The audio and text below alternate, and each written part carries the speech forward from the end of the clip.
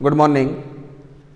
हम लोग आज से जो क्लास स्टार्ट करने वाले हैं, आप यूँ समझ लीजिए सबसे इम्पॉर्टेंट टॉपिक स्टार्ट आज से करने वाले हैं। देखिए, हमको पढ़ाना चाहिए आपको ideal and non ideal solution, हम वो आपको नहीं पढ़ा रहे हैं अभी। हमको कांस्टेंट बॉइलिंग एज़ोट्रोप पढ़ाना चाहिए था, हम वो नहीं पढ़ा रहे हैं। अब क्यों नहीं पढ़ा रहे हैं? एक्चुअली क्या है, कांस्टेंट बॉइलिंग एज़ोट्रोप वो डिपेंड करता है ideal and non ideal solution पर। अच्छा, और उसके लिए आपको बॉइलिंग पॉइंट आना ज़रूरी है। जब तक बॉइलिंग पॉइंट आपको नहीं आएगा, ये पार्ट समझ में आपको आएगा नहीं। सिलेबस में तो पहले दे दिया है, लेकिन हम प्रैक्टिकल अप्रोच में बात कर रहे हैं। पहले आपको बॉइलिंग पॉइंट सिखा देंगे, जब बॉइलिंग पॉइंट सिखा देंगे उसके बाद हम ये बताएंगे। तो आप कोई ऐसा नहीं बोलिएगा हमको कमेंट में लिखकर कि सर इस पार्ट को स्किप कर गए। हम कोई भी टॉपिक स्किप नहीं किए हैं, एक प्रैक्टिकल अप्रोच के द्वारा पढ़ा रहे हैं आपको। एक बात ध्यान देना चीज को, हम आज जो टॉपिक स्टार्ट करने वाले हैं, देखिए कॉलिगेटिव प्रॉपर्टी होता क्या हम बताएंगे आपको। इंपॉर्टेंस क्या पहले ये समझ लो। सीबीएसई बोर्ड और बिहार बोर्ड, ऐसा कोई साल नहीं है जिसमें कि क्वेश्चन नहीं पूछा है 5 मार्क्स में। इस बार भी पूछा है 5 मार्क्स में, एलिवेशन इन बॉइलिंग पॉइंट को समझाएं। तो हर एक साल ये पूछेगा आपसे 4 मार्क्स 5 मार्क्स का क्वेश्चन पूछता है। मोस्ट इंपॉर्टेंट है, मोस्ट इंपॉर्टेंट है। इसके लिए आप एकदम बहुत ही ध्यान समझिएगा। कॉलिगेटिव प्रॉपर्टी किसको बोलते हैं, 4 प्रकार के होते हैं, कौन कौन सा होते हैं, ये टोटल प्रॉपर्टी पढ़ने में हमको 1 वीक लग जाएगा। और उसके बाद और 4-5 दिन क्लास लगेगा, तो आपके जाकर सॉल्यूशन चैप्टर खत्म होगा। बड़ा चैप्टर है, न्यूमेरिकल अधिक है। ध्यान दीजिएगा, कोशिश रहेगा कि आज से आपको तो कुछ धीरे पढ़ाएं। न्यूमेरिकल तो ज़्यादा कराएंगे ही, और न्यूमेरिकल से आपको डरना एकदम नहीं है, उसे लड़ना है। आप एकदम घबराएं नहीं, न्यूमेरिकल आपको समझ में पूरा आएगा। तो एक बात देखते हैं हम लोग, स्टार्ट करते हैं। Colligative property, colligative property of a solution, colligative property of a solution. विलियन का अनुसंख्यक गुण, विलियन का अनुसंख्यक गुण। अब ये कॉलिगेटिव प्रॉपर्टी क्या होता है? देखो, अगर आप नाम सुनिएगा, नाम लिखा अनुसंख्यक गुण। अब ये क्या है, एक एग्जाम्पल लेते हैं, एग्जाम्पल लेकर हम बात करेंगे तो तुम चीज ज्यादा बेहतर समझ पाओगे। एक बात ध्यान देना बाबू, यहां बात करते हैं बॉइलिंग पॉइंट। अभी बॉइलिंग पॉइंट क्या होता है हमको नहीं पता, जो आपको पता हम वही बात करते हैं। प्योर वाटर का बॉइलिंग पॉइंट बोलो कितना है, 100 डिग्री सी। प्योर वाटर का बॉइलिंग पॉइंट कितना है, 100 डिग्री सी। ये बात आपको पता है। अच्छा, अब तुम बताओ, हम 1 लीटर पानी को गर्म करें तो 100 डिग्री सी पर उबलेगा। 2 लीटर पानी को गर्म करें तो 100 डिग्री सी पर उबलेगा, या 1 टंकी पूरा पानी को गर्म करें फिर भी वो 100 डिग्री सी पर उबलेगा। तो ध्यान दो, बॉइलिंग पॉइंट क्वांटिटी पर डिपेंड नहीं कर रहा है। बॉइलिंग पॉइंट क्वांटिटी पर डिपेंड नहीं कर रहा है। ध्यान दीजिए मेरी बात को, boiling point does not depend on the quantity, चाहे वो 1 लीटर रहे या 1000 लीटर रहे। अगर सब्सटेंस एक रहेगा, पदार्थ एक रहेगा, उसका बॉइलिंग पॉइंट उतना ही रहेगा। अच्छा, अब ध्यान देना बाबू, अब देखना, ये पानी में हम क्या कर रहे हैं, एकदम ध्यान सुनो बाबू। पानी में चीनी को मिला दिए, पानी में क्या किए, पानी में चीनी को मिला दिए। अब देखना क्या होगा, पानी में चीनी को मिला दिए तो ये क्या हो गया, शरबत बन गया। हल्का सा गाढ़ा हो गया, हल्का सा थिक हो गया। अब जो थिक हो गया, अब लेट से बॉईल करेगा, अब लेट से बॉईल करेगा। तो मान लेते हैं अब इसका बॉइलिंग पॉइंट हो गया 105 डिग्री सी, मतलब 5 डिग्री सी बॉइलिंग पॉइंट बढ़ गया। ध्यान देना, अभी चीनी मिलाए थे 20 ग्राम, अब चीनी मिला देते हैं 50 ग्राम, तो बॉइलिंग पॉइंट और बढ़ गया। तो हम एक बात देख रहे हैं, बॉइलिंग पॉइंट बढ़ रहा है, बॉइलिंग पॉइंट एलिवेट हो रहा है, बॉइलिंग पॉइंट बढ़ रहा है। तो एक बात तो दिमाग में आ गया बॉइलिंग पॉइंट जो बढ़ रहा है, बॉइलिंग पॉइंट जो बढ़ रहा है वो डिपेंड किस पे कर रहा है, बॉइलिंग पॉइंट जो बढ़ रहा है वो डिपेंड किस पे कर रहा है, चीनी पर। अब मेरा तुमसे एक सिंपल क्वेश्चन है, बताओ हमको, चीनी के क्वांटिटी पर डिपेंड कर रहा है या चीनी के क्वालिटी पर डिपेंड कर रहा है? चीनी के क्वांटिटी पर डिपेंड कर रहा है। देखो जब कम चीनी ली है तो बॉइलिंग पॉइंट इतना बड़ा, अधिक चीनी ली है तो बॉइलिंग पॉइंट इतना बड़ा। तो ध्यान दो बाबू, तो यहां जो बॉइलिंग पॉइंट डिपेंड कर रहा है किस पर डिपेंड कर रहा है? सॉल्यूट के क्वांटिटी पर। तो ध्यान दो बाबू, बोला सॉल्यूशन का वह गुण, सॉल्यूशन का वह गुण जो, सॉल्यूशन का वह गुण जो नेचर पर डिपेंड ना करे बल्कि क्वांटिटी पर डिपेंड करे, क्वालिटी पर डिपेंड ना करे बल्कि क्वांटिटी पर डिपेंड करे, हम उस प्रॉपर्टी को बोलते हैं क्या? Colligative property. तो तुम बताओ बाबू, बॉइलिंग पॉइंट एक कॉलिगेटिव प्रॉपर्टी है?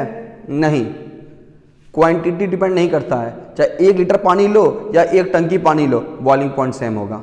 अच्छा, एलिवेशन बॉइलिंग पॉइंट क्या है? Boiling point union, boiling point जो बढ़ रहा है वो कॉलिगेटिव प्रॉपर्टी है। अच्छा, अब पहले समझना पड़ेगा बॉइलिंग पॉइंट बढ़ क्यों रहा है। बॉइलिंग पॉइंट चीनी के क्वांटिटी के कारण बढ़ रहा है। हाँ, तो एलिवेशन इन बॉइलिंग पॉइंट वो क्या है? एक कॉलिगेटिव प्रॉपर्टी है। तो सुनो क्या बोला, सॉल्यूशन का वह गुण जो क्वांटिटी पर निर्भर करे ना कि क्वालिटी पर निर्भर करे, it is called colligative property. अब ध्यान देना बाबू, कॉलिगेटिव प्रॉपर्टी होता ही है 4 तरह का। कौन कौन सा 4 तरह है? अब एक एक तरह को समझेंगे। तो 4 तरह बोल रहे हैं मतलब कम से कम 6 क्लास, कम से कम 6 क्लास। अब ध्यान देना बाबू, हर एक साल एक ना एक पूछता ही है 5 मार्क्स में। तो देखो कौन कौन सा है। पहला, relative lowering of vapour pressure. दूसरा, एलिवेशन इन बॉइलिंग पॉइंट। तीसरा, डिप्रेशन इन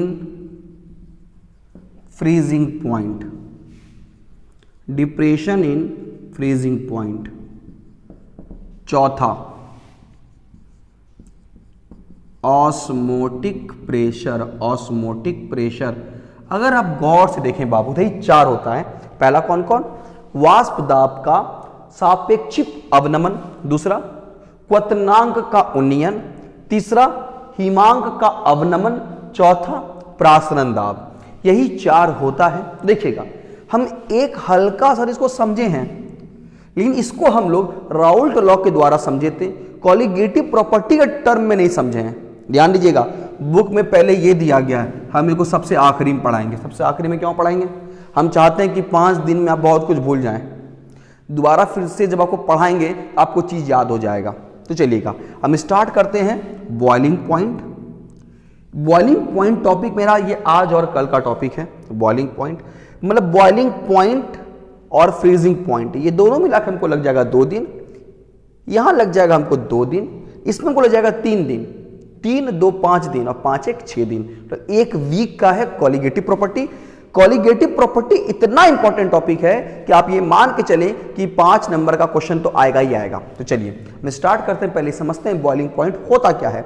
बॉइलिंग पॉइंट क्या होता है? बॉइलिंग पॉइंट का डेरिवेशन समझेंगे, एलिवेशन इन बॉइलिंग पॉइंट समझेंगे, ग्राफ को समझेंगे। इतना पार्ट समझते हैं कि ज्यादा बेहतर होगा।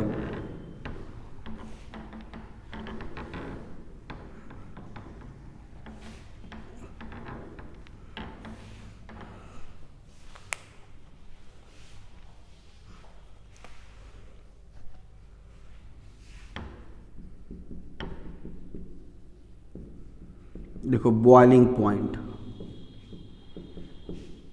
क्वथनांक। देखो बॉइलिंग पॉइंट क्या है, एकदम ध्यान देना बाबू तुम चीज को। देखिए आप लोग ऐसा समझते होंगे बॉइलिंग पॉइंट वह टेम्परेचर है जिस पर कोई लिक्विड उबलने लगे, ये कहलाया बॉइलिंग पॉइंट। बोलेंगे बॉइलिंग पॉइंट वह टेम्परेचर जिस पर लिक्विड बॉयल होने लगे। आप लोग ऐसा कुछ सोचे होंगे, लेकिन ये इतना सरल नहीं है, इसके पीछे कुछ कहानी है। अब देखो क्या कहानी है, एकदम ध्यान देते हैं बाबू। जैसे कि मान लेना, देखो यहां ध्यान दो बाबू, पानी को हम लोग यहां उबाल रहे हैं एकदम बाबू, बहुत ही अच्छे से समझिएगा। मान लो ये कोई बर्तन एक कंटेनर है जिसमें पानी को हम लोग गर्म कर रहे हैं, और यहां देखना, और मान लो ये किचन रूम है, अच्छा नहीं बना है, मान लो किचन रूम है, और यहां देखना यहां पर बाबू एक एटमॉस्फेयर है, वायुमंडल है, और ये भी लगा रहा है प्रेशर। यहाँ एटमॉस्फेयर का कुछ प्रेशर होगा और यहाँ कुछ वेपर का प्रेशर होगा। अभी देखना क्या होगा, एटमॉस्फेयर के प्रेशर और वेपर का प्रेशर लड़ाई होगा। देखते हैं कैसे लड़ाई होता है, थोड़ा इस चीज को अच्छे समझते हैं। तो देखो बाबू ध्यान सुनना, देखो वेपर प्रेशर ऑफ लिक्विड, यहां पर है एटमॉस्फेरिक प्रेशर। मान लेते हैं इनिशियल, अभी जो एटमॉस्फेयर है, इस एटमॉस्फेयर का प्रेशर बहुत ही अच्छे समझिएगा, मान लीजिएगा इस एटमॉस्फेयर का प्रेशर मान लेते हैं अभी 10 एटीएम है। और ध्यान देना बाबू, टेम्परेचर यहां मेजर कर रहे हैं। मान लो अभी मेरे पास 50 डिग्री सी है, मान लो 40 डिग्री सी नॉर्मल अभी टेम्परेचर है, इसको हीट करते हैं, हीट किए तो देखते हैं 50 डिग्री सी हुआ। जैसे 50 डिग्री सी किए, हम क्या देखते हैं, पानी हल्का सा यहां से उबलना शुरू हुआ। यहां देखो बाबू, पानी हल्का उबलना शुरू हुआ। जब पानी हल्का उबलेगा तो पानी हल्का सा प्रेशर लगा रहा होगा, पानी का जो वेपर है वो हल्का सा प्रेशर लगा रहा होगा। देखो जैसे वेपर ऊपर की ओर आ रहा है, मान के चलो बाबू यहां पर वेपर बहुत ही कम बना और इसका प्रेशर लगा 2 एटीएम। कितना लगा बताओ, 2 एटीएम। अब ध्यान देना, ये प्रेशर ऊपर की ओर जा रहा है, और यहां जो एटमॉस्फेयर का जो प्रेशर है, यहां जो वायुमंडल में बहुत सारा गैस है, ये गैस लगा रहा है प्रेशर। अब देखो ये गैस क्या चाहेगा, क्या इसके प्रेशर को नीचे करें, नलिफाई करें, ये इसको नीचे की ओर भेजेगा। अब इसका प्रेशर कितना है, 10 एटीएम, ये कितना है, 2 एटीएम। ये है बच्चा चला गया नीचे, अब चला गया नीचे। फिर देखना, मतलब ये ऊपर में वेपर रहा ही नहीं, हम टेम्परेचर को और बढ़ाएं। देखिए जब पूरा टॉपिक कंप्लीट होगा तभी चीज आपको समझ में आएगा। हम यहां पर 60 डिग्री सी किए, 60 डिग्री सी किए। अब क्या देखते हैं, हल्का सा वेपर और बना, पिछले बार की तुलना में इस बार वेपर अधिक बना, और इस बार वेपर का प्रेशर लग रहा है 4 एटीएम, ये 10 एटीएम है। एटमॉस्फेयर का प्रेशर 10 एटीएम ही है। अच्छा अब ध्यान देना बाबू, 10 एटीएम ही है। अब क्या होगा, फिर ये प्रेशर क्या है, अधिक, ये प्रेशर क्या है, कम, इसको फिर से नीचे भेज दिया। मतलब बुलबुला जो भी है, जो वेपर है, यहां रहा ही नहीं, ये और गर्म हो गया पानी, इसको और हीट करें, 80 डिग्री सी किए। हम क्या देखते हैं, यहां से इस बार और बुलबुला बना, इस बार और वेपर बना, तुलनात्मक अधिक वेपर बना। ध्यान देना, अब जो ये वेपर बना, ये जो वेपर बना, इसका प्रेशर मानो लग गया आपका 7 एटीएम। बोलो अभी भी कितना है, 10 एटीएम। बोलो अभी भी कितना है, 10 एटीएम। अब बताओ ये है 7 एटीएम, और ये कितना है आपका, 10 एटीएम। अभी भी बताओ ये क्या है आपका, अधिक प्रेशर है इसका। इसको फिर से नीचे भेज दिया, मतलब अभी भी बुलबुला ठहर नहीं रहा है। हम इसको 90 डिग्री सी किए, और अब देखना तो जब हम इसको 90 डिग्री सी किए तो हम क्या देखते हैं, इस बार वेपर सबसे अधिक बना अभी तक का, और मान लो इसका प्रेशर लगा 9 एटीएम, और यहां पर बोलो अभी भी यहां पर क्या आपका 10 एटीएम। फिर से सारा का सारा वेपर कहां चला गया, नीचे चला गया। हम इसको 100 डिग्री सी किए। अब ध्यान देना बाबू, 100 डिग्री सी किए, और अब इसका वेपर इस बार बहुत अधिक बन गया, और इसका जो प्रेशर है, ये जो प्रेशर, ये जो वेपर जो प्रेशर लगा रहा है, ये कितना लगाया 10 एटीएम, और बोलो ये कितना लगा रहा है 10 एटीएम। क्या अब ये इसको नीचे कर पाया क्या? क्या अब ये इसको नीचे कर पाया क्या? अब ये इसको नीचे नहीं कर पाया। ध्यान दीजिएगा, हम और हीट किए, 110 डिग्री सी कर दिए। देखते हैं ये 11 एटीएम और ये क्या है आपका 10 एटीएम, 10 एटीएम। अब ये वेपर क्या करेगा, एटमॉस्फेयर के प्रेशर को ही ऊपर कर देगा। तो तुम बताओ यहां पर बुलबुला ठहरना, यहां पर वेपर रुकना शुरू कब हुआ? रुकना शुरू कब हुआ? जब इसका प्रेशर और इसका प्रेशर, दोनों का प्रेशर सेम हो गया। जब इसका प्रेशर और इसका प्रेशर, जब दोनों का प्रेशर क्या हो गया, सेम हो गया, तब ना ये बुलबुला ठहरा, रुका। तो ध्यान दीजिएगा, अब ये रुका, अब ये उबलना शुरू किया। तो ये उबलना शुरू कब किया? ये देखो वेपर सरफेस पर आएगा तब ना ये लिक्विड उबलेगा। अब देखो जितना उबलने का कोशिश करता ही था कि यहां से एटमॉस्फेयर का प्रेशर इसको नीचे भेजता था, इसको उबलने देता ही नहीं था। इसको उबलने कब दिया? इसको उबलने कब दिया? जब इसका प्रेशर और एटमॉस्फेयर का प्रेशर, दोनों प्रेशर क्या हो गया, सेम। तो ध्यान दो बाबू, इस पॉइंट पर ये उबलने लगा, इस पॉइंट पर ये बॉयल होने लगा। तो ध्यान दो बाबू, हम क्या बोलेंगे, बॉइलिंग पॉइंट एक टेम्परेचर है। बॉइलिंग पॉइंट एक टेम्परेचर है। देखो ये उबला कब, 100 डिग्री सी पर। अब बताओ हम इसको कैसे डिफाइन करेंगे? देखो यहां पर बॉयल हुआ तो बोलेंगे बॉइलिंग पॉइंट एक टेम्परेचर है जब लिक्विड का वेपर प्रेशर, लिक्विड का वेपर प्रेशर एटमॉस्फेरिक प्रेशर के बराबर आ जाए। तो बॉइलिंग पॉइंट एक टेम्परेचर है जब लिक्विड का वेपर प्रेशर क्या होगा, एटमॉस्फेरिक प्रेशर के बराबर आ जाए। तो देखिए what is boiling point? Boiling point is a temperature at which vapour pressure of liquid is equal to its atmospheric pressure. अच्छा एक बात ध्यान दो बाबू, ये बात तो समझ को आ गया। अच्छा अब ध्यान देना, यहां हम लोग कुछ ध्यान देना, हम लोग अब यहां पर क्या करते हैं, कुछ सॉल्यूट डालते हैं, नॉन वोलाटाइल सॉल्यूट डालते हैं। यहां देखो बाबू, अब यहां पर हम लोग क्या करें, मान लो चीनी डाल दिए। अब देखते हैं बॉइलिंग पॉइंट कैसे, बॉइलिंग पॉइंट कैसे एलिवेट होता है, बॉइलिंग पॉइंट कैसे बढ़ता है। ध्यान देना बाबू, जो यहां पर नहीं समझे थे यहां समझ जाना। देखना अब क्या होगा, चीनी पानी मिला दिए, तो बोलो चीनी पानी मिलाने से वेपर प्रेशर घटेगा कि बढ़ेगा? घटेगा। तो मान लो पहले 50 डिग्री सी पर जहां वेपर प्रेशर लिक्विड का 2 एटीएम था, अब कितना आ गया, 1.5 एटीएम। ठीक, मान लो 60 पर 4 था तो यहां 3 आ गया, 80 पर मान लो 7 के बदले 6 आ गया, 90 पर मान लो यहां 8 आ गया, 100 पर मान लो 9 आ गया और यहां पर 10 आया। ध्यान दो बाबू, सॉल्यूशन का वेपर प्रेशर 10 कब आया, 110 डिग्री सी पर। सॉल्यूशन का वेपर प्रेशर, देखो पहले बताओ बॉइलिंग पॉइंट क्या है? बॉइलिंग पॉइंट वो टेम्परेचर है जब लिक्विड का वेपर प्रेशर एटमॉस्फेरिक के बराबर आ जाए। अब बताओ एटमॉस्फेरिक प्रेशर कितना है, 10 एटीएम। सॉल्यूशन का वेपर प्रेशर जिस टेम्परेचर पर 10 एटीएम आ जाएगा वही टेम्परेचर कहलाएगा बॉइलिंग पॉइंट। अब ध्यान देना बाबू, चलिए इसको यहां चीज को समझते हैं। देखिए पानी में चीनी मिला हुआ है, पानी में चीनी मिला हुआ है, जैसे पानी में चीनी मिला हुआ है तो इसका वेपर प्रेशर क्या होगा, घटेगा। पढ़ाएं आपको कैसे, ये मेरा पिछला क्लास यही था कि जब सॉल्वेंट में नॉन वोलाटाइल सॉल्यूट मिलाते हैं और वाष्पशील सॉल्यूट मिलाते हैं तो वेपर प्रेशर घटता है। तो तुम सोचो बाबू 50 डिग्री सी पर प्योर पानी का वेपर प्रेशर 2 एटीएम था, तो अब तो वेपर प्रेशर कुछ घटा होगा, तो 2 के बदले कितना आ गया होगा, 1.5 एटीएम आ गया होगा। तो बोलो यहाँ 1.5 यहाँ 10, बताओ 50 डिग्री सी पर अभी सॉल्यूशन का कितना है वेपर प्रेशर, 1.5 एटीएम, यहाँ कितना है 10 एटीएम। उबलेगा क्या, नहीं उबलेगा।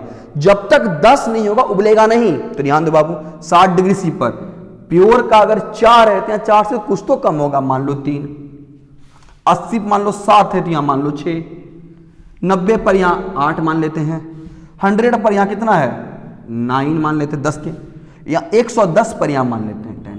तो तुम बताओ अब यहां पर भी 10 आ गया, यहां पर भी 10 आ गया, तो बोलो इस पॉइंट पर ये उबल गया। तो ध्यान दो, ये टेम्परेचर क्या है? 110 डिग्री सी। कितना है? 110 डिग्री सी। तुम बताओ, प्योर पानी कब उबला? यहां भी 10, यहां भी 10, तो ध्यान देना बाबू, टेम्परेचर 100 डिग्री सी। चीनी पानी कब उबला? जब यहां भी 10, यहां भी 10, ये टेम्परेचर क्या है? 110 डिग्री सी।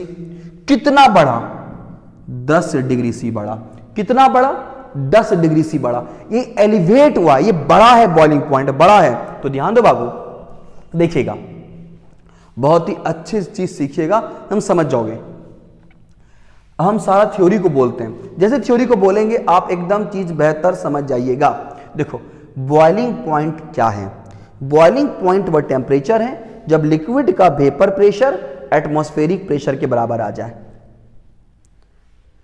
जब लिक्विड में नॉन वोलाटाइल सॉल्यूट मिलाते हैं तो वेपर प्रेशर घटता है, वेपर प्रेशर घटता है और बॉइलिंग पॉइंट बढ़ता है। इसी बढ़े हुए बॉइलिंग पॉइंट के अंतर को बॉइलिंग पॉइंट का एलिवेशन कहते हैं। इसी बढ़े हुए बॉइलिंग पॉइंट को बॉइलिंग पॉइंट का एलिवेशन कहते हैं। अच्छा, बॉइलिंग पॉइंट एक कॉलिगेटिव प्रॉपर्टी नहीं है, बॉइलिंग पॉइंट एक कॉलिगेटिव प्रॉपर्टी नहीं है, लेकिन बॉइलिंग पॉइंट का बढ़ना एक कॉलिगेटिव प्रॉपर्टी है। क्यों? वो चीनी मतलब सॉल्यूट के क्वांटिटी पर डिपेंड करता है। तो ध्यान दीजिए बाबू, क्या बोलेंगे?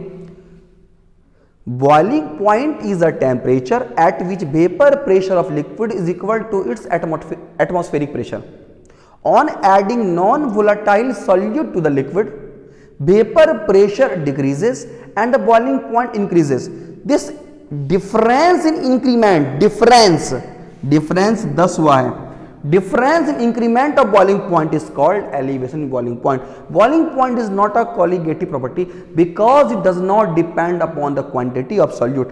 Rather, elevation in boiling point is a colligative property because it depend upon the quantity of solute. अच्छा, जब बोलेगा कि बॉइलिंग पॉइंट का एलिवेशन को समझाएं, बॉइलिंग पॉइंट के एलिवेशन को समझाएं, इतना पहले थ्योरी लिखेंगे, इतना में काम, इसमें आपको 1 से 1.5 नंबर देगा। अभी ग्राफ बनाएंगे, डेरिवेशन करेंगे तो जाके आपको 5 नंबर देगा। तो चलिए हम ध्यान देते हैं बाबू, पहले हम ग्राफ को बनाते हैं तो चीज और बेहतर हम समझ पाएंगे।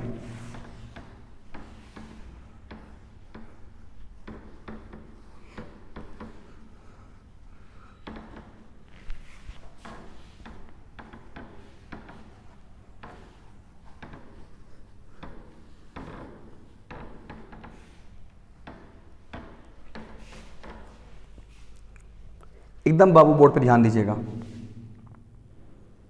अब ग्राफ समझ जाइएगा तो अब डेरिवेशन समझ जाइएगा। तो इसका ग्राफ समझ जाओगे तो तुम फ्रीजिंग पॉइंट का ग्राफ समझ जाओगे, इसका डेरिवेशन समझ जाओगे तो फ्रीजिंग पॉइंट का डेरिवेशन समझ जाओगे। यहां पर यूज करते हैं बी और वहां यूज करेंगे एफ, इतने फर्क है, ज्यादा कुछ फर्क है नहीं।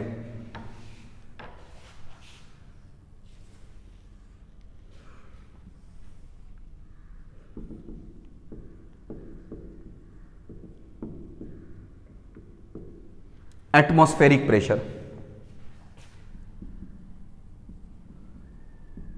Temperature,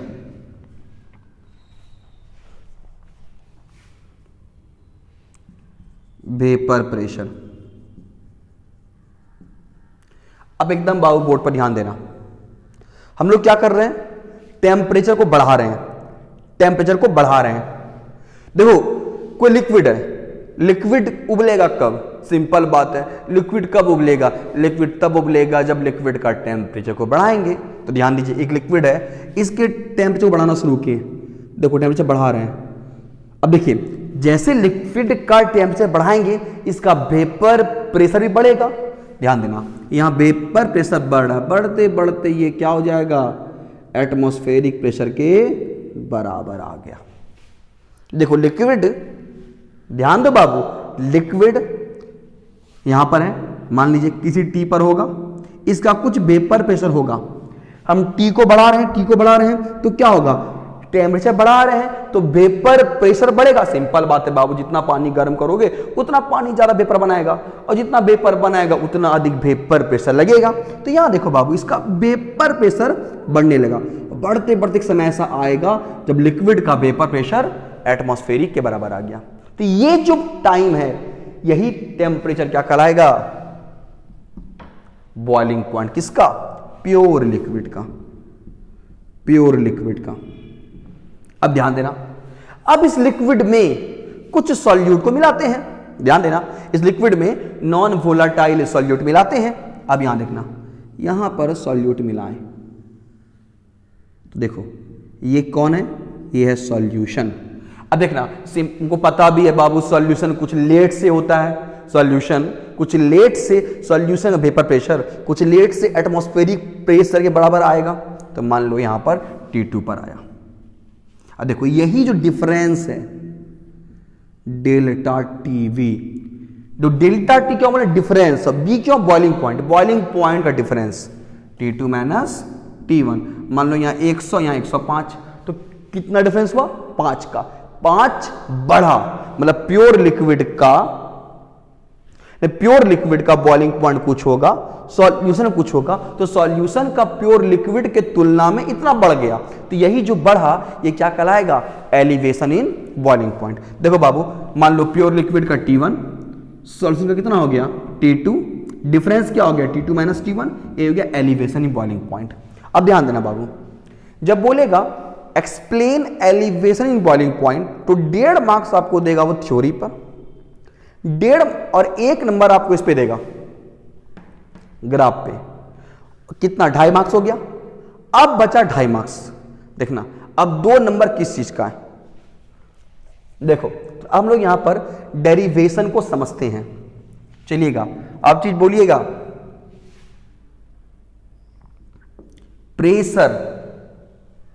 pressure directly proportional to XB पढ़े थे हम लोग, याद करो कब पढ़े थे? राल्ट लॉ में पढ़े और हेनरी लॉ दोनों में पढ़े हैं। ऐसा पढ़े हैं, pressure directly proportional to mole fraction of solute. अच्छा, और तुम बताओ बाबू, जितना टेम्परेचर बढ़ा रहे हो उतना प्रेशर बढ़ रहा है, जितना तुम तापमान बढ़ा रहे हो उतना प्रेशर बढ़ रहा है। तो क्या बोलेंगे? Temperature delta TB directly proportional to pressure. और आप लोग ट्रांजिटिविटी पढ़ते होंगे, तो यहां देखो ऐसा बोलेंगे, delta TB directly proportional to XB, ऐसा बोल सकते हैं बाबू। अच्छा, अब एकदम सामने बोर्ड ध्यान देना बाबू, यहां पर ये डालेंगे कांस्टेंट। चलो पहले यहां तक समझते हैं। देखो, pressure directly proportional to XB, pressure directly proportional to XB, Henry law पढ़े थे, राउल्ट लॉ पढ़े थे। और अभी देखो, जितना टेम्परेचर बढ़ाएंगे उतना प्रेशर बढ़ेगा।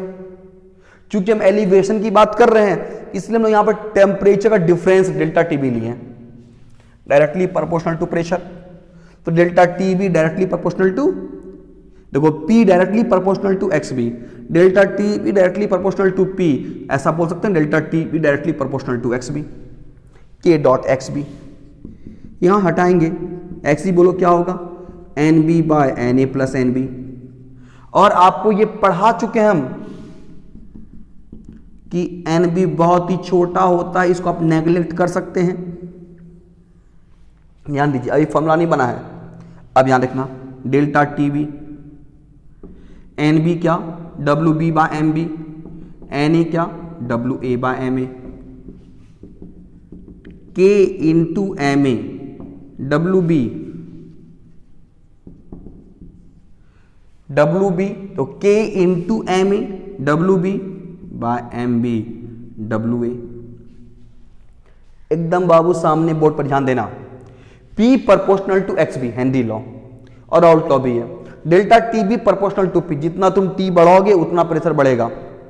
Delta TB directly proportional to XB, K dot XB, XB NB by NA plus NB। NB बहुत ही छोटा होता है, उसको नेग्लेक्ट कर 0 मान लेते हैं।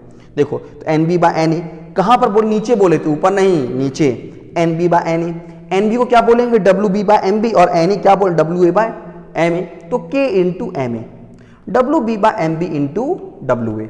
और अगर आप गौर से देखते हैं बाबू तो आप एक बात देखिएगा, के का मतलब क्या है, कांस्टेंट। के का मतलब क्या है, कांस्टेंट। और एम का मतलब क्या, मोलर मास। एम का मतलब क्या है, मोलर मास। और एक किसका, सॉल्वेंट का। सिंपल देखो बाबू, सॉल्वेंट का मोलर मास भी तो कांस्टेंट होगा। पानी का कितना मोलर मास है, 18 ग्राम पर मोल। बेंजीन का कितना मोलर मास है, 78 ग्राम पर मोल। तो पानी का भी मोलर मास क्या होगा, कांस्टेंट ही होगा। देखो तो अब ये भी कांस्टेंट और ये भी कांस्टेंट बन गया, नया कांस्टेंट के भी। इसको बोलेंगे मोल। देखो याद देखो बाबू, मोलल एलिवेशन कांस्टेंट। अच्छा, मोलल एलिवेशन कांस्टेंट नाम ही क्यों पड़ा, देखो WB/MB, WA ध्यान दो बाबू, WA kg में होता है। कौन सा फॉर्मूला, मोलैलिटी का। तुम बोलो सर यहाँ kg में तो नहीं है, हम kg में नहीं है तो kg में मान के चलेंगे और यहाँ पे इसको हम kg बना देंगे कहीं पर, आगे बात करेंगे। ध्यान देना बाबू, देखो डेल्टा TB, देखो यहाँ ध्यान देना बाबू, के कांस्टेंट, MA मोलर मास भी क्या होता है, कांस्टेंट ही होता है। तो ये भी कांस्टेंट, ये भी कांस्टेंट बन गया नया कांस्टेंट। WB/MB इंटू WA, ये किसका फॉर्मूला है, मोलैलिटी का। ध्यान दो, मोलैलिटी से आ गया मोलल और एलिवेशन से आ गया, एलिवेशन इन बॉइलिंग पॉइंट से आ गया एलिवेशन। और के का मतलब क्या, कांस्टेंट। इसका नाम क्या हो गया, मोलल एलिवेशन कांस्टेंट। तो बताओ डेल्टा TV का फॉर्मूला क्या हो गया, KB.M। KB.M एक बार फिर से बात को समझते हैं। P proportional to XB, delta TB proportional to P, delta TB proportional to XB। जब इसको हटाएंगे डालेंगे कांस्टेंट K.XB। XB क्या होगा, NB/NA plus NB। NB/NA, NB बहुत ही छोटा हो तो 0 मान लेते हैं, NB/NA। NB को क्या बोलेंगे, WB/MB। NA को क्या बोलेंगे, WA/MA। K into MA, K into MA, WB/MB into WA, K into MA। के भी कॉन्स्टेंट, एम भी कॉन्स्टेंट बन गया नया कॉन्स्टेंट के भी, KB.M, KB.M। अच्छा एक बात ध्यान दो बाबू, अभी ये जो मोलल एलिवेशन कांस्टेंट है किस पर डिपेंड करता है, बताओ किस पर डिपेंड करता है, के इंटू एम पर डिपेंड करता है। और ये ए कौन है, ए है सॉल्वेंट है, तो सॉल्वेंट पर डिपेंड करता है। अलग अलग सॉल्वेंट का मोलल एलिवेशन कांस्टेंट क्या होगा, अलग अलग होगा। मान लो पानी में डालें ग्लूकोज, पानी में डालें चीनी, पानी में डालें कुछ और, इसका मोलल एलिवेशन कांस्टेंट क्या होगा, सेम होगा। क्यों बोले, तीनों केस में सॉल्वेंट क्या, पानी है। पानी प्लस ग्लूकोज और ग्लूकोज प्लस बेंजीन, दोनों का मोलल एलिवेशन कांस्टेंट अलग अलग होगा। एक बार पानी है और एक बार क्या है, बेंजीन है। क्लियर हुआ, क्यों, के इंटू एम ए, ये ए पर डिपेंड करता है और ए मेरा क्या है, सॉल्वेंट। मतलब अलग अलग सॉल्वेंट का अलग अलग मोलल एलिवेशन कांस्टेंट होगा। और अगर कोई दो सॉल्यूशन है और दोनों सॉल्यूशन में सॉल्वेंट सेम है तो उसका मोलल एलिवेशन कांस्टेंट क्या होगा, सेम होगा। ये आपको दिमाग लगाना है, यहाँ पर न्यूमेरिकल में ऐसा कुछ क्वेश्चन पूछेंगे आपसे तो ये चीज आपको याद ना पड़ेगा। For same solvent molal elevation constant is same and for different solvent molal elevation constant is different. Molal onion स्थिरांक।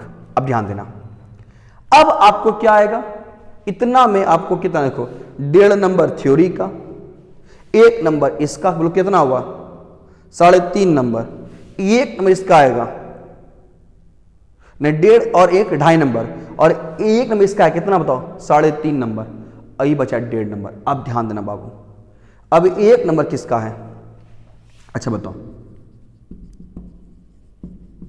Boiling point of solution. एकदम सामने बाबू तुम बताना, हम बोलते हैं boiling point of water 100 degree C, कितना है, मान लेते हैं यहां पर 100 degree C, boiling point of water 100 degree C, and boiling point of solution 105 degree C, 105 degree सी।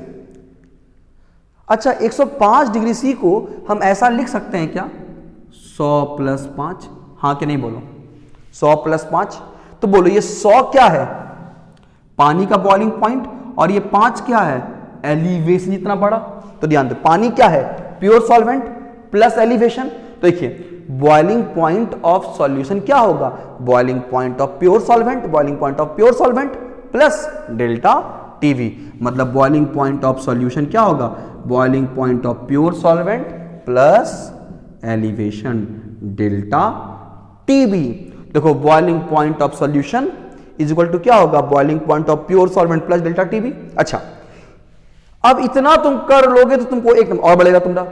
अभी कितना मार्क्स बढ़ा, 4.5 मार्क्स बढ़ गया। अब बचा आधा मार्क्स। अब ये आधा मार्क्स किसका आएगा, अब आपको डिफाइन करना है डेल्टा टीबी क्या होगा, elevation in boiling point, KB क्या होगा, मोलल एलिवेशन कांस्टेंट, एम क्या होगा, molality of solution, N B mole of solute, N A mole of solvent, W B given mass of solute, M B molar mass of solute, W A given mass of solvent. इतना कुछ आप define कर लीजिएगा तो ही जाकर आपको 5 में 5 number आएगा। ध्यान दो, हम समझ पा रहे हैं कि आपका क्लास बहुत फास्ट चल रहा है। एक्चुअली क्या बाबू, 1 मंथ से क्लास लगा नहीं था आपका। 1 मंथ में आप बहुत फिजिक्स और बहुत मैथमेटिक्स या बायोलॉजी बहुत पढ़ लिए, केमिस्ट्री आप पढ़े नहीं। क्योंकि इस कारण हमको ऐसा लग रहा है कि क्लास बहुत स्लो हो गया है, मतलब बहुत दिन क्लास हुआ नहीं आपका, तो कहीं आपका सिलेबस लेट ना हो जाए, इसलिए मजबूरी है वो क्लास को तेज करना पड़ रहा है। हमको पता है कि आप बहुत होनहार हैं, आप पढ़ने में बहुत तेज हैं, आपके इतना पढ़ने में तेज शायद ही कोई भी कोचिंग का बच्चा होगा। तुम one of the most brilliant बच्चे हो। ज़्यादा तुम खुश मत हो जाना, अभी ऑनलाइन पढ़ा रहे हैं तो इतना बड़ाई कर रहे हैं, अगर ऑफलाइन पढ़ाते हैं तो तुम खुद पता है तुमको तुम कितने तेज हो।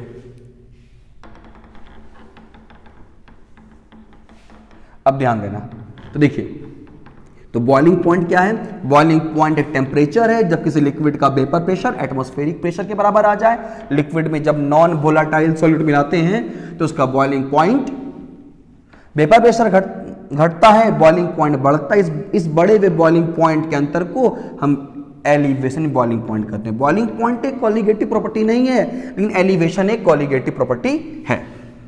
अब देखिएगा,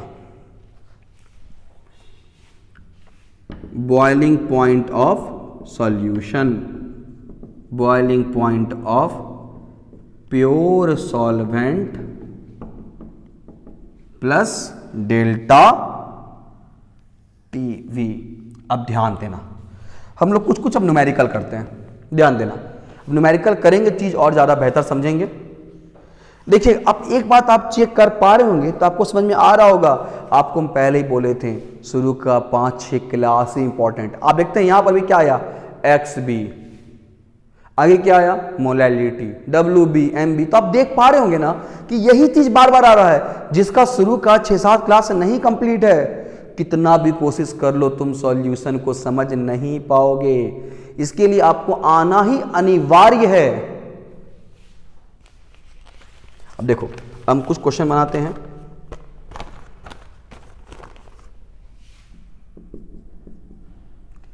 eighteen gram of glucose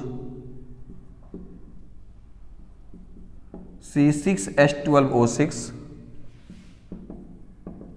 is dissolved in 1 kg of water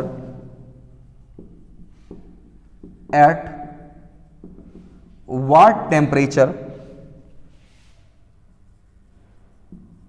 water boils, Kb for water,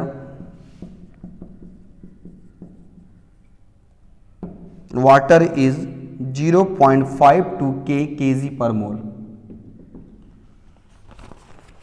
ध्यान दो बाबू, देखो क्या बोला, 18 ग्राम ग्लूकोज को 1 kg पानी में घोल दिया। ठीक है, ग्लूकोज किस में घुला है, वाटर में। ग्लूकोज किस में घुला, ग्लूकोज किस में घुला, पानी में घुला। एकदम सामने बोर्ड ध्यान रखना बाबू, C6H12O6 किस में घुला, पानी में घुला। अब पानी और ग्लूकोज में, पानी और ग्लूकोज में बताओ बाबू, पानी और ग्लूकोज में बोलो कौन है सॉल्वेंट, ये सॉल्वेंट ये सॉल्यूट। कितना बाबू, 18 ग्राम ग्लूकोज कितने में घुला, 1 kg पानी में घुला। 18 ग्राम ग्लूकोज कितने में घुला, 1 kg पानी में घुला। ध्यान दो बाबू, ग्राम WB, ग्राम WA, घुला।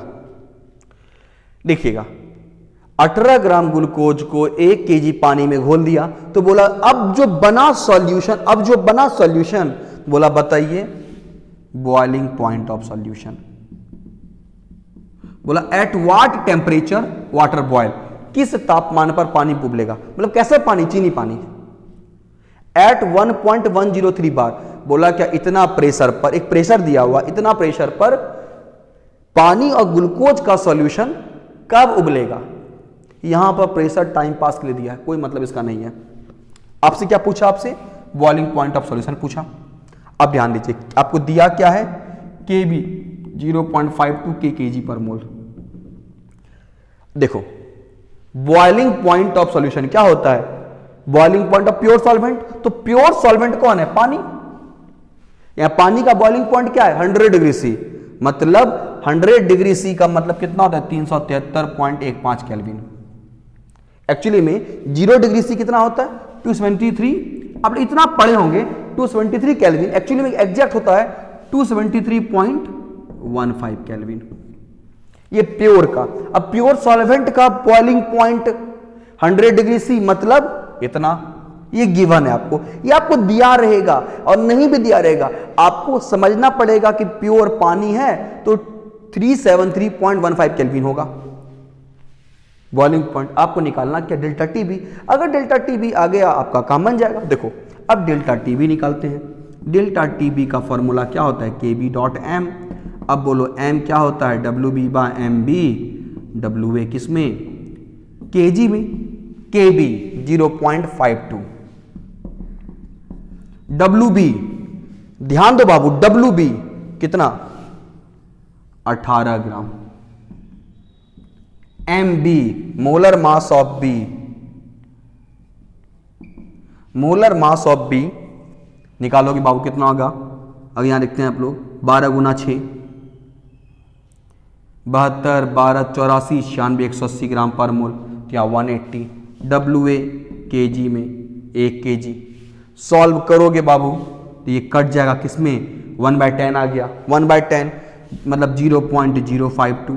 बोलो ये क्या आ गया आपका, डेल्टा टीबी, ये डेल्टा टीबी आ गया। अब बॉइलिंग पॉइंट ऑफ सॉल्यूशन क्या होगा, प्योर सॉल्वेंट का boiling point plus delta TB. Pure solvent का बॉइलिंग पॉइंट कितना बताइए, प्लस डेल्टा टीबी 0.052। सॉल्व कर लेते हैं यहां से हम लोग इसको, 0.052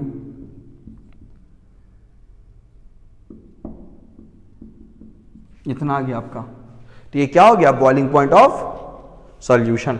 फिर इससे क्वेश्चन समझते हैं बाबू, क्या बोला, 18 ग्राम ग्लूकोज 1 kg पानी में घुला।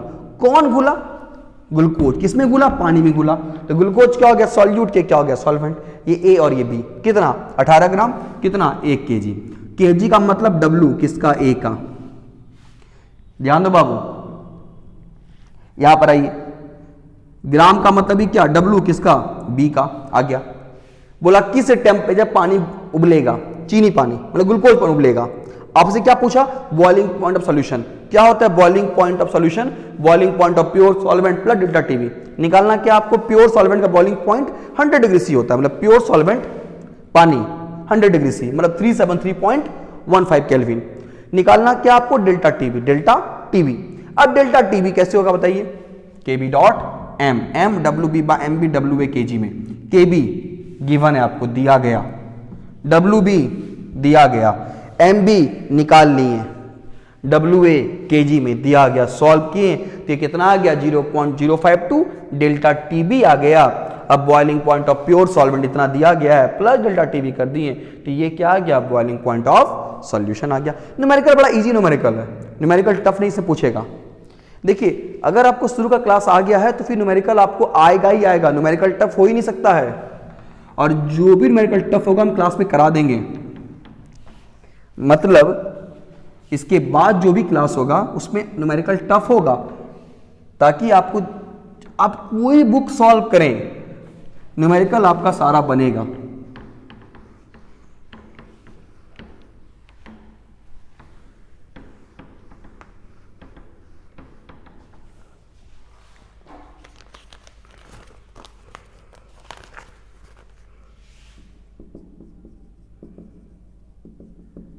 The boiling point of benzene is 353.23 Kelvin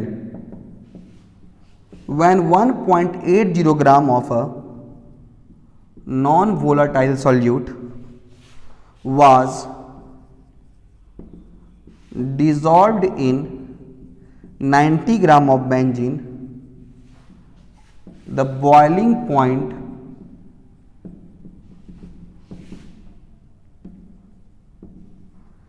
raised to 354.11 Kelvin.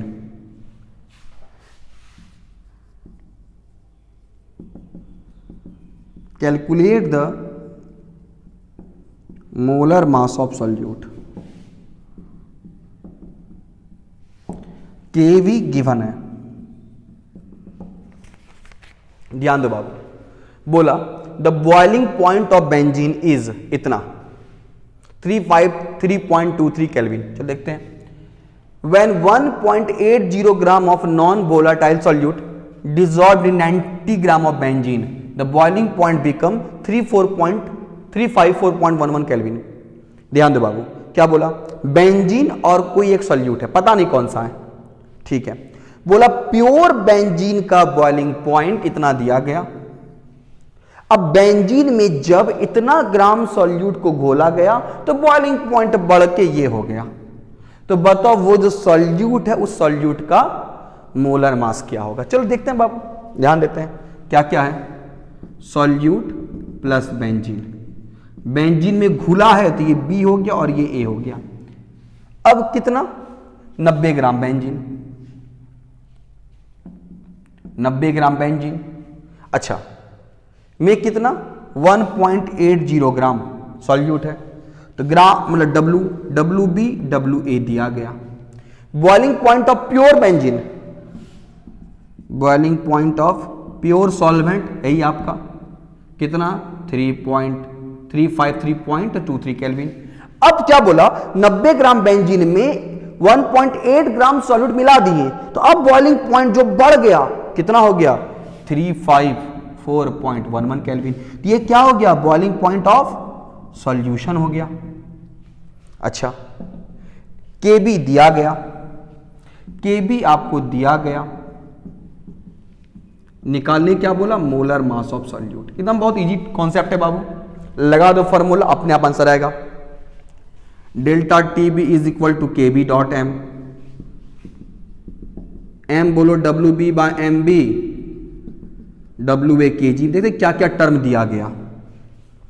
Delta TB, बोल डेल्टा टीबी क्या होता है? एलिवेशन, बड़े हुए बॉइलिंग पॉइंट का अंतर, बड़े हुए बॉइलिंग पॉइंट का अंतर। मतलब देखिएगा, प्योर सॉल्वेंट का ये है, सॉल्यूशन कितना है? इतना है, तो कितना बड़ा? चेक कर लेते हैं कितना बड़ा। 353.23।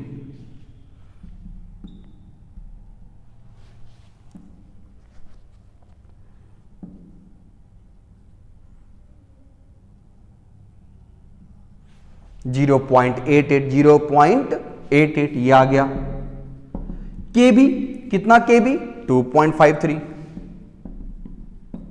डब्ल्यू बी, ध्यान दो बाबू, डब्ल्यू बी 1.80।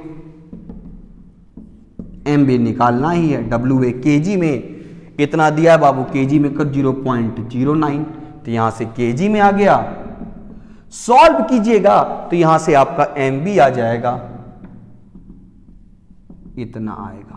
तो अगर आप चीज को बहुत ही बेहतर ढंग समझते हैं, देखिएगा, अगर आपको ये पता चल गया सॉल्यूट कौन है, सॉल्वेंट कौन है, सॉल्यूट को मानते हैं बी, सॉल्वेंट को मानते हैं A, given mass W, molar mass M, और अब लगा दीजिए फॉर्मूला, गलती का तो चांस होगा ही नहीं, गलती हो ही नहीं सकता है। देखिए न्यूमेरिकल का जो बेसिक कॉन्सेप्ट है वो तो आपको हम दे ही चुके हैं कि न्यूमेरिकल कैसे बनेगा।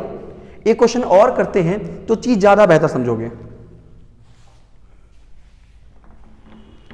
देखिए हिंदी लिख नहीं रहे हैं, हिंदी समझा रहे हैं आपको, इतना आपको बुद्धि होना चाहिए। जो बच्चे हिंदी मीडियम के भी हैं आप कोशिश करें। देखिए नोट्स में तो हिंदी इंग्लिश दोनों लिखा मिलेगा ही आपको, यहाँ पर एक्चुअली हिंदी लिखेंगे बाबू, एक ही क्वेश्चन को लिखेंगे, दोबारा लिखेंगे, समय चला जाएगा एक्स्ट्रा 10 मिनट, समय खराब हो जाएगा। उससे बेहतर क्या है कि आपको हम दोबारा नहीं लिखें, और आप ऐसे ही बहुत समझदार हैं।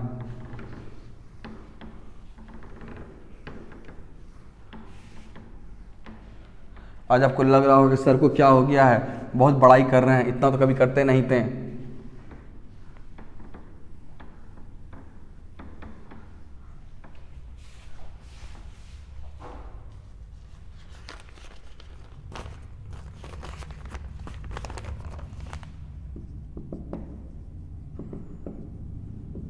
Boiling point of water at 750 mmHg is 99.63 degree C. How much sucrose is added to 500 gram of water such that it boils at 100 degree C? ध्यान दो, देखो क्या बोला, boiling point of water at 750 mmHg is इतना। देखो पानी का boiling point इतना प्रेशर पर, ये प्रेशर है, फिर से बोल रहे हैं प्रेशर का कोई यूज नहीं है, ये सिर्फ आपको गुमराह करने के लिए। बॉइलिंग पॉइंट ऑफ वाटर कितना दिया हुआ, 99.63 डिग्री सी। बोला कि 500 ग्राम पानी में कितना सुक्रोज, सुक्रोज मतलब चीनी, शुगर, 500 ग्राम पानी में कितना चीनी मिला दें, कितना चीनी मिला दें जो बॉइलिंग पॉइंट अब कितना हो जाए, 100 डिग्री सी। पहले कितना था, 99.63 डिग्री सी था। देखो चीनी प्लस वाटर C6H12O6 वाटर, ये तो ये A और ये B हो गया, ये A और B हो गया। कितना बाबू, 500 ग्राम पानी में कितना ग्राम चीनी मिलाएं, चीनी का मास पूछा WB, जो अब बॉइलिंग पॉइंट कितना हो गया, 100 डिग्री सी।